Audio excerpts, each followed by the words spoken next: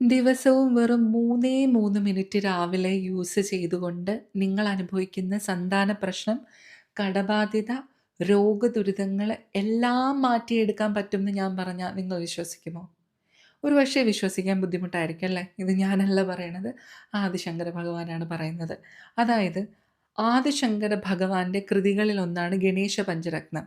ഈ ഗണേശ പഞ്ചരത്ന സ്തോത്രം നിത്യവും പ്രഭാതത്തിൽ ഗണപതി ഭഗവാനെ ധ്യാനിച്ച ശേഷം ഏതൊരുവനാണോ അല്ലെങ്കിൽ ഏതൊരുവളാണോ ജപിക്കുന്നത് അവരുടെ ജീവിതത്തിൽ ഒരു കാരണവശാലും ദാരിദ്ര്യമുണ്ടാകില്ല, സന്താന ദുഃഖമുണ്ടാകില്ല, ദോഷങ്ങളൊന്നും തന്നെ വരില്ല, ഗ്രഹപ്പിഴകൾ വരില്ല, മാത്രമല്ല അഷ്ടൈശ്വര്യങ്ങൾ വരികയും ചെയ്യും.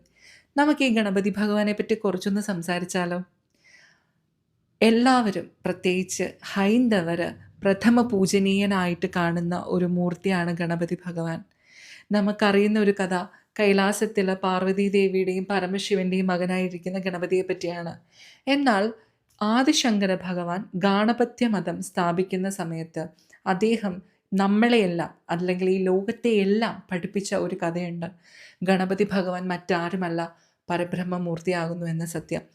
ഗണപതി പുരാണത്തിൽ സാക്ഷാൽ മഹാദേവൻ പോലും ഗണപതി ഭഗവാനെ ഉപാസന ചെയ്ത കഥ നമുക്ക് കാണാൻ സാധിക്കുന്നതാണ്. അപ്രകാരം ഗണപതി ഭഗവാൻ മഹാദേവന് വരമായി നൽകിയ ഒരു സഹസ്രനാമവുമുണ്ട്. അത് ഗണപതി ഭഗവാന്റെ സഹസ്രനാമം സ്വയമാകുന്നു. ഇത്രയും ശക്തി വൈഭവം ചേർന്ന ഈ മഹാഗണപതിയെ പരബ്രഹ്മരൂപനായിട്ട് നമ്മൾ വിദ്യാവല്ലഭ ഗണപതിയെന്നും ആദിമൂല ഗണപതിയെന്നും വിളിച്ച് ആരാധിക്കാറുണ്ട്.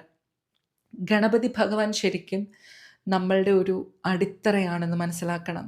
അതായത് നിങ്ങളൊരു വീട് പണിയുന്നുണ്ടല്ലോ, ആ വീട് പണിയുന്ന സമയത്ത് നല്ല രീതിയിൽ ഫൗണ്ടേഷൻ ചെയ്യും. എന്തുകൊണ്ടാണ് ചെയ്യുന്നത്? കാരണം ആ വീടിനെ താങ്ങി നിർത്തണം അല്ലേ? ഫൗണ്ടേഷൻ, അടിത്തറ നന്നായാൽ മാത്രമേ ആ വീടിന് ആ ബലം ഉണ്ടാവുകയുള്ളൂ എപ്പോഴും. ഇതേപോലെയാണ് ഗണപതി ഭഗവാൻ.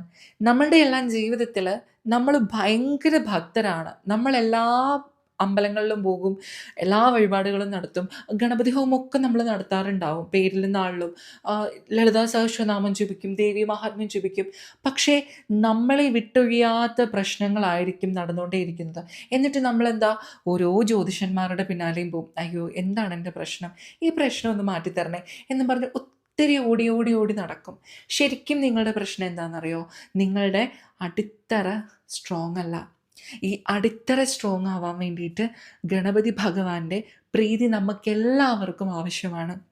ഗണപതി ഭഗവാൻ കനിഞ്ഞനുഗ്രഹിച്ചാൽ നമ്മുടെ ജീവിതത്തിൽ കിട്ടാത്തതായി ഒരു ഐശ്വര്യവുമില്ല എന്ന് എല്ലാവരും മനസ്സിലാക്കണം. അപ്പോൾ ഗണപതി ഭഗവാന്റെ ഈ ഗണേശ പഞ്ചരത്ന സ്തോത്രം എല്ലാ ദിവസവും രാവിലെ ധ്യാനിച്ചതിന് ശേഷം, എൻ്റെ ടങ് ട്വിസ്റ്റ് ആയതാണ് കേട്ടോ, ഗണപതി ഭഗവാനെ ധ്യാനിച്ചതിന് ശേഷം നിങ്ങൾക്ക് ജപിക്കാവുന്നതാണ്. ഓക്കെ. മാത്രമല്ല, നമ്മൾ ഏതൊരു സ്തോത്രം ജപിക്കുമ്പോഴും അതിൻ്റെ മീനിങ് മനസ്സിലാക്കി ജപിക്കുകയാണെങ്കിൽ വളരെയധികം ഉപകാരം ഉണ്ടാവും. ഗണേശ പഞ്ചരത്നമാണെങ്കിലും 5 ശ്ലോകങ്ങളും പിന്നെ ഒരു 6ാമത് ഫലശ്രുതിയും കൂടെ കൂട്ടിയാൽ 6 ശ്ലോകങ്ങളേ ഉള്ളൂ. 3 മിനിറ്റ് മതി. ഈ 3 മിനിറ്റ് വരുന്നൊരു ശ്ലോകത്തിൻ്റെ അർത്ഥം പഠിക്കാൻ വേണ്ടിയിട്ട് നമുക്ക് അങ്ങേയറ്റം ഒരു അരമണിക്കൂറൊക്കെ മതിയായിരിക്കുമല്ലോ.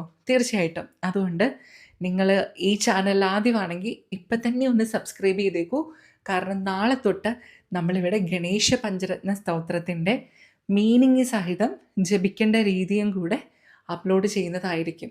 അങ്ങനെ എല്ലാവർക്കും പഠിച്ചിട്ട് ഗണപതി ഭഗവാന്റെ അനുഗ്രഹാശസ്സുകൾ നേടാനാകട്ടെ എന്ന് ഞാൻ എല്ലാവരെയും ആശംസിക്കുന്നു.